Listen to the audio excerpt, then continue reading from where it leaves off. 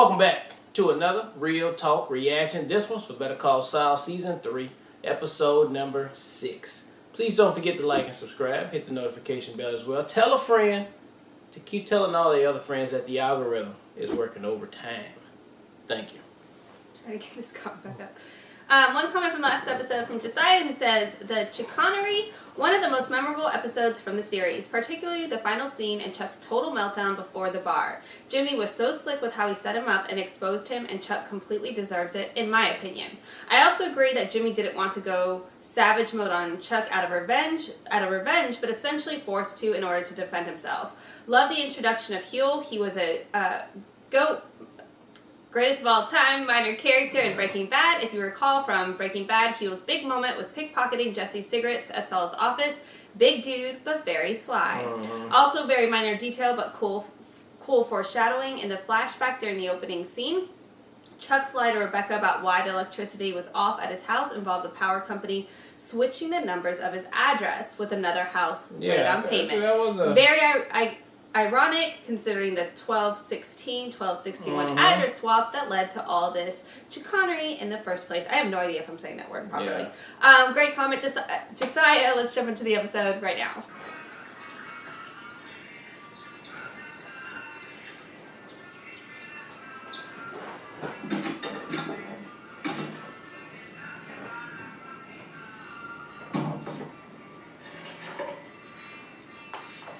It's so crazy to see him just like up and about.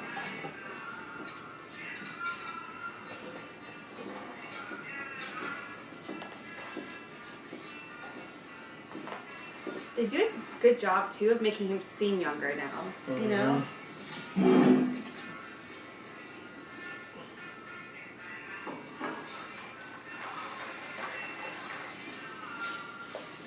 Tuco used to do that.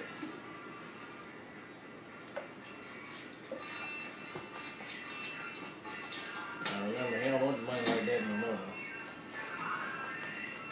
You're good?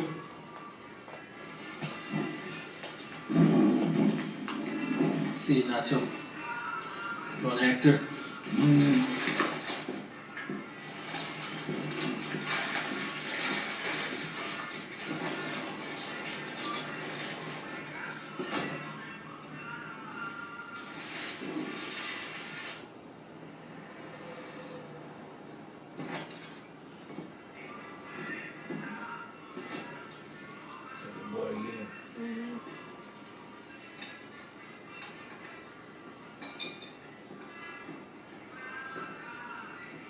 Hola, don Héctor.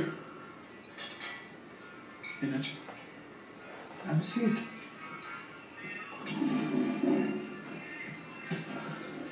Coming up here with no money. How's your dad?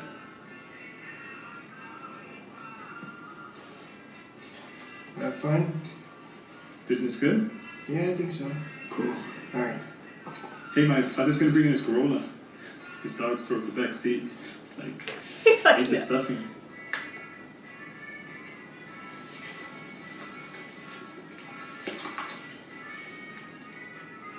that looks like a small. Short.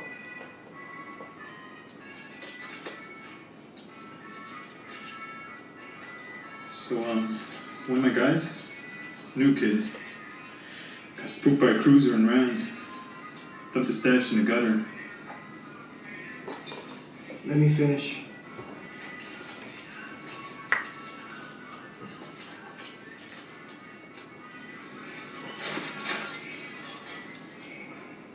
You're light. Like I was saying, the guy's... Why didn't you make it up on your end? I did, but I couldn't make it all up.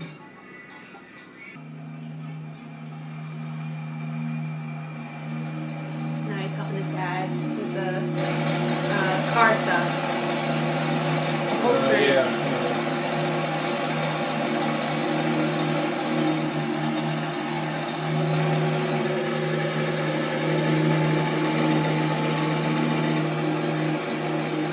You don't no more Breaking Bad, man.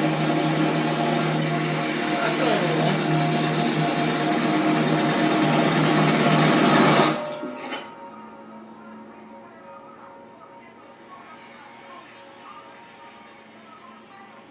By his hand?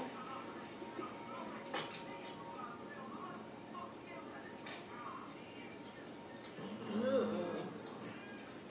Ugh.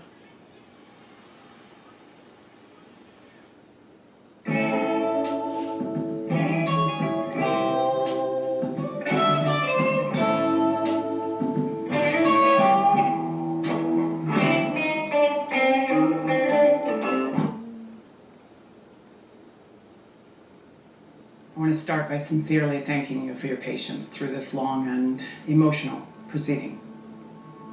Jimmy McGill has worked tirelessly to build a practice that helps an underserved and frankly overlooked segment of our community, the elderly.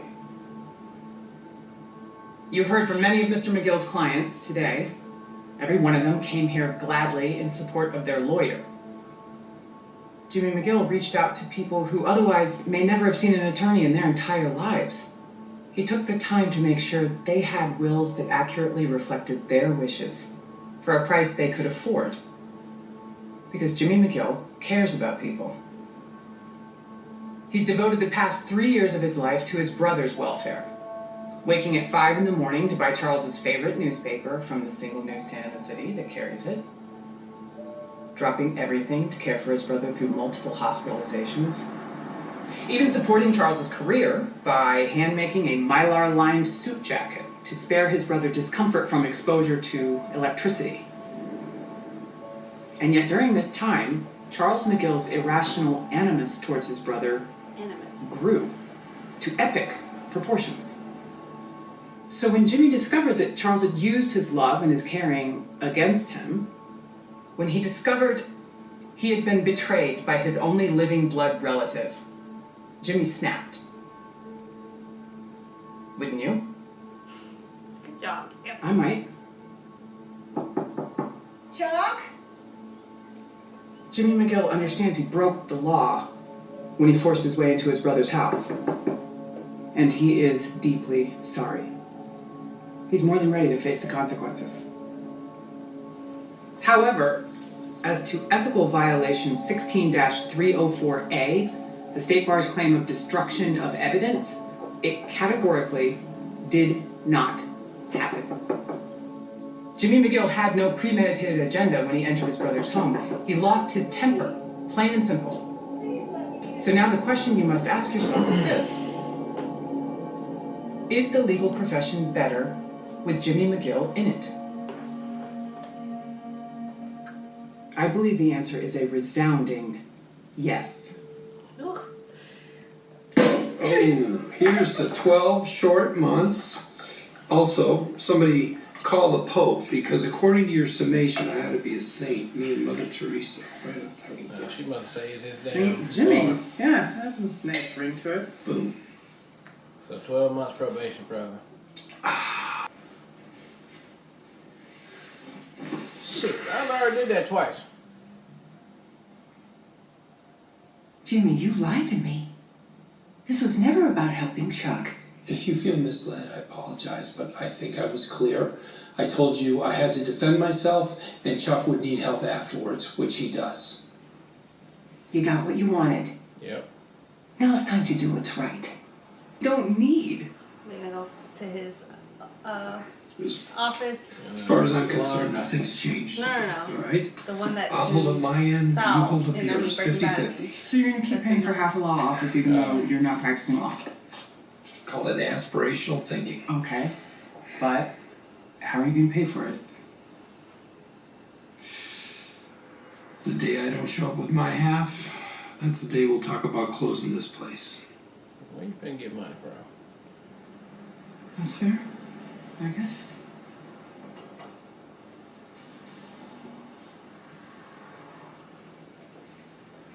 Can I We'll see. Can I be a counselor? Can I do consultations? Not No, really you can't consultations? do- you I'm can't not do- practicing law. I'm just doing consultation. You can't consult about the law. I can't consult? No. No. Can I do? Can I do? You can't do anything but the law. You Yeah. can't. Look at the two of you. I mean, you belong on TV. I mean, all I gotta do is put You're the disclaimer. I'm not a naturals. lawyer. I know you're thinking it's too good to be true. TV's too expensive. We can't afford that. Well, I'm telling you, you can. And here's the beauty part. For a reasonable price, we will shoot your commercial. And then we'll throw in the airtime for the low, low price of free. Hey, Jimmy. That's right, that's me. You've seen my ad. Well, what I did for me, my friends, I will do that for you. Look, our all-inclusive premium package, that's going to be the best bang for your buck. We'll shoot 9 commercials for $4,900, okay? And that includes the 9 airings at 3:20 in the afternoon on channel KWBV. That is a prime slot with a viewership of tens of thousands of potential customers. It does sound like a good deal. It does. It's a lot of money. Yeah? What, That's perfectly understandable. It's a big financial commitment. That's why we have our toe in the water package. That's a 1 commercial, flat rate, $849.95. Beauty part again, free airtime. And when this thing runs, you're going to get calls. I can promise you that. We'll think about it. Excellent. When do you think you might decide? Maybe next week.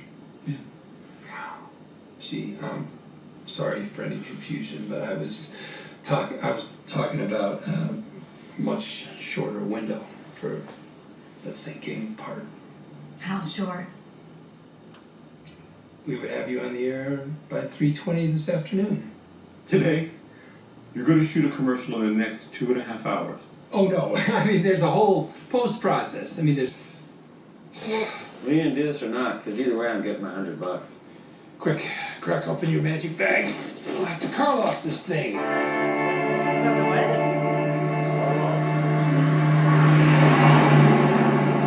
There it is.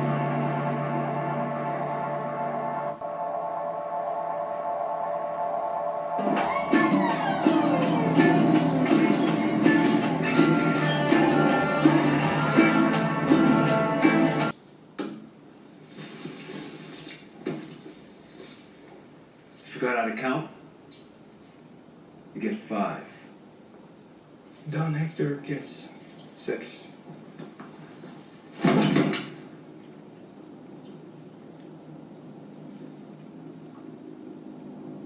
yeah, that's Gus boys. He's expecting 6.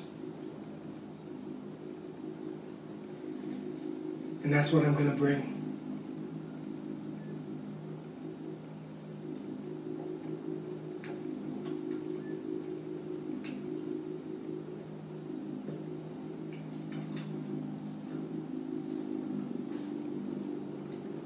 Hold the fuck on.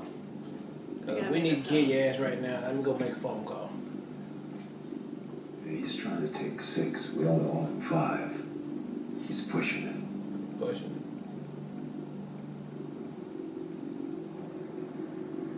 Give it to him. Give it to him. I'm gonna take care of his ass. You trying to take 6. We only owe him 5. Alright. Boss said go. Go.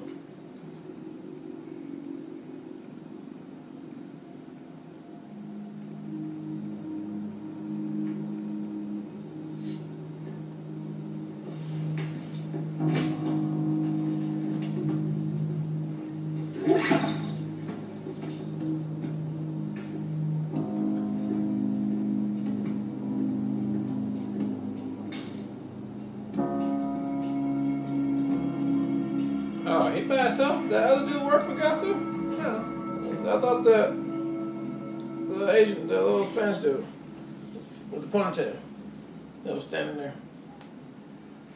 I thought he worked with Dodge, but I guess he worked for Gus. So Nacho came by himself then. I wonder if he's getting 6 for himself and not for Hector. Oh, and Don don't know he only expecting Hector. 5.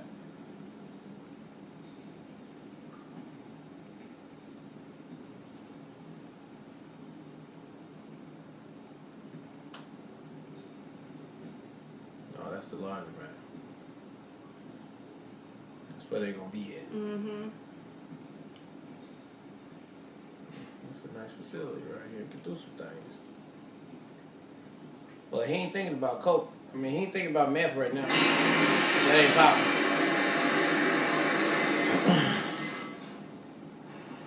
Well, you ever seen Gus kill somebody? He ain't never killed nobody, dude. He kills the Spanish dude we just saw.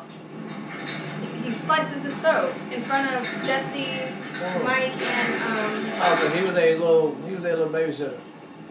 yeah, and remember he tried to do the cook himself when because they killed the other cook. Yeah. And then he was just basically like, I'll even kill my guys. Like, don't fuck with me. And he like literally slit his throat and just held him there.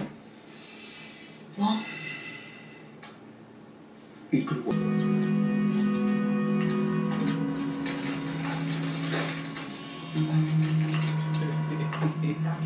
Yes, may I speak to Dr. Lara Cruz, please? Yes, I'll hold. You gotta make everything so blurry. Light blurry. Oh, Doctor. Well, I need to speak with her. Get Charles McGill. I'm a patient, former patient. I need to see Dr. Cruz as soon as possible. Thank you.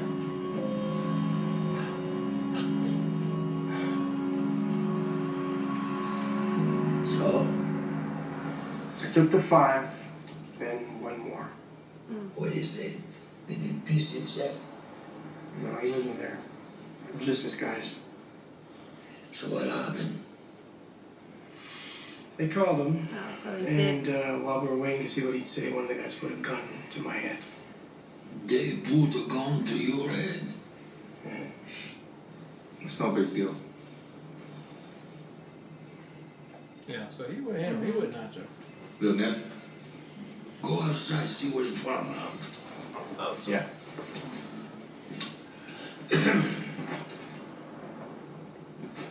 So, your father, he shot. Where does he get his upholstery? From the distributor. Where is the distributor? Jalisco.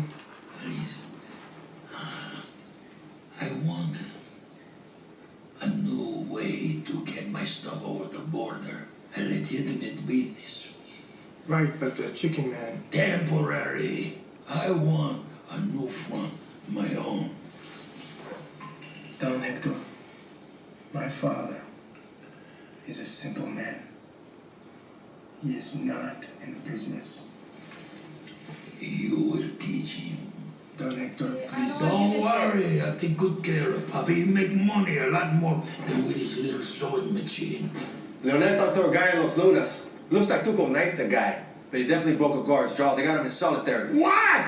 All he had to do was 6 months. He'd be in there forever.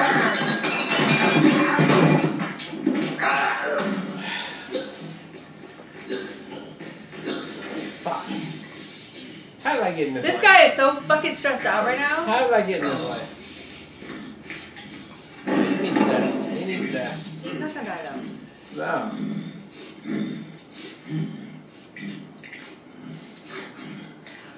Boss.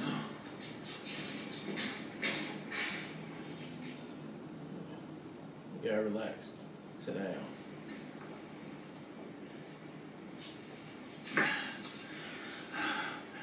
You talk to your father. Those pills don't work that fast, but for TV, it's TV time.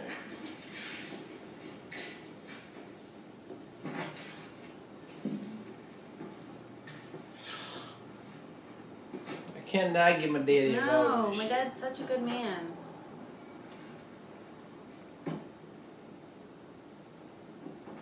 I promise, as soon as you see the first one, you're going to want the whole package. Take about an hour. So I'll bring the whole team down there. We'll be there 12:30 sharp. I'm going to turn you into a star. Absolutely. It will be on the air by tomorrow afternoon. I know. It is amazing. Okay, and don't wear stripes, because you'll moray. It's a filmmaking term. Just don't wear stripes. Don't wear stripes. Okay, You're see you then. moray. Want a beer? amore. Thanks. So, sleeping in your own bed tonight. Things must be looking up. I need clean clothes. What was all that? Well, I'm unloading that ad time. I thought you couldn't sell it. Oh, that's the thing. I'm not. They pay me to make a commercial. I throw in the airtime for free. Smart. Yeah. I spent most of the day going door to door, pitching. No dice. Then it came to me. I'm selling advertising. Why not advertise? Natural charisma and bam! You belong on TV. Better watch out for autograph hounds and paparazzi. And it gets better. I can have you on the air tomorrow. You heard me right. Tomorrow. Better get ready to be famous, Albuquerque. I can make you a TV star for a price you can afford. Call me, Saul Goodman. The world needs to know about you and your business. Call me now. Saul Goodman Productions. The guy at the station said he's never seen so many star webs in a row. It's never been done. Star Whips. Saul Goodman. Yeah, it's like Saul Good, man. Saul Good, man. It's just a name. It's just a name, but it sticks. Huh. It's actually brilliant.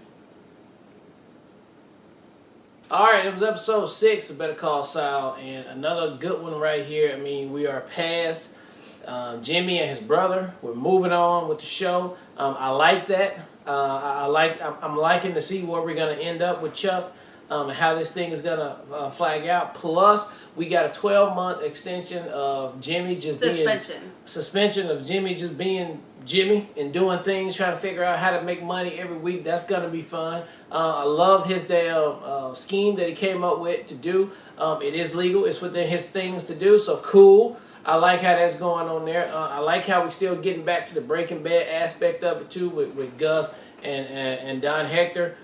You can see Nacho is he's conflicted now. Now he's been put in the bind of just damn. Now I got to involve my daddy, and I don't want to do that. I might need to try to figure out a way to get rid of Hector, get him out of the picture, because this just ain't gonna work. So I'm thinking in my head, Gus or somebody on Gus's team was gonna put Don Hector into the catatonic state that he was in Breaking Bad. But now it looks like it might end up being Nacho who ends up being the reason how he can't speak anymore and sit down, which it certainly would make sense. This is the premeditation right here. This is the motivation that could lead to that. Very interesting to see how that goes down and how it ends up to be. And but for right now, it looks like it's going to be Nacho who's doing it. And I think he is within his reason of his surroundings to do it, because he has no other choice at this point. And it was very cool to see how Gus gets the drugs over in the truck. I thought they showed us they put the drugs in the damn chicken fat or the grease in the barrels when they was packing them up, which I think they do put it in there. And maybe that's like I don't freaking know if they get caught. Well, I don't know. Why would you do that? Why would you do both? I don't know. But it was still a really, really good idea the way they did it. And then I don't know what that dirt was on there. You saying it's coffee? It could be spices too, though. Yeah. Something that just is gonna get the dog scent off of it, which works perfectly on there. So all in all, this made for a really, really good episode, man. And I just like all the elements that was set up, and to see where we're going from here, I can't wait to get to it. So I was like very curious to see how the show was going to approach Jimmy's 1 year suspension, but brilliant writing to introduce Saul Goodman as far as the prop that's going to make him money in this in between. I thought it was so smart and so clever, and I wasn't expecting it, so it took me by surprise in the best possible way. So I think that is brilliant, and now I'm super excited to see at what point does Sal stick then? Is it because I don't know, I'm not gonna anticipate or predict where it's going, but I thought that was so brilliant to introduce that at this point in the series. And again, just wasn't expecting it, but brilliant writing. I love what they did with Nacho this episode. I feel like they've made him feel the direction they're going with his character feels so organic, in the way that he was like frustrated and sitting there and taking the money, like you could just see it wearing on his face, and then you can see like this calmness and like the calmness he had as far as being in his dad's shop, and like just the tenderness he has for his dad about helping his dad figure out where the upholstery was, like I don't know, just the way he communicated that, and the fact that he like the sewing machine went through his hand, like he's like numb, you know, like he's like over this, and the fact that he covered up the pill that he dropped makes it seem like he's going to try to poison him, or like, and maybe it's like a stroke that Don Hector has, which puts him in the state that he's in. But to your point, I think that's so brilliant. The entire time I've been waiting for Gus or Mike to take him out and or be the catalyst as far as how he gets in the condition that he's in, but I didn't see Nacho coming at all. So I thought that was just really well done this episode. And it created so much more empathy for his character. And again, they did that in one episode. So I think that speaks again to the writing. It was cool to see Gus's squad, so to speak. I can't remember the guy's name from Breaking Bad who ultimately gets killed too. But that was cool. And to your point, seeing just... It was it's very obvious and evident and how smart Gus was in Breaking Bad too. But the fact that they keep showcasing that now, even in this series, specifically on how they're transporting the drugs, and then also seeing him first see the warehouse, the laundromat, was super cool too. You could see the part where they ultimately build the door and stuff underneath. I just thought it was really exciting. So I'm curious to see how that continues to develop, and what pieces. I mean, I don't know. I don't want to get ahead of myself, but really good episode. Again, I think they handled the fact that Jimmy's going to be on the 1-year sabbatical, so to speak, really well to kind of foster this new personality that ultimately is going to be introduced to Breaking Bad. So, really loved it. Can't wait for the next episode. All right, well, look, thank you guys again for watching another Real Talk reaction for Better Call Saul Season 3, Episode 6. And until next time.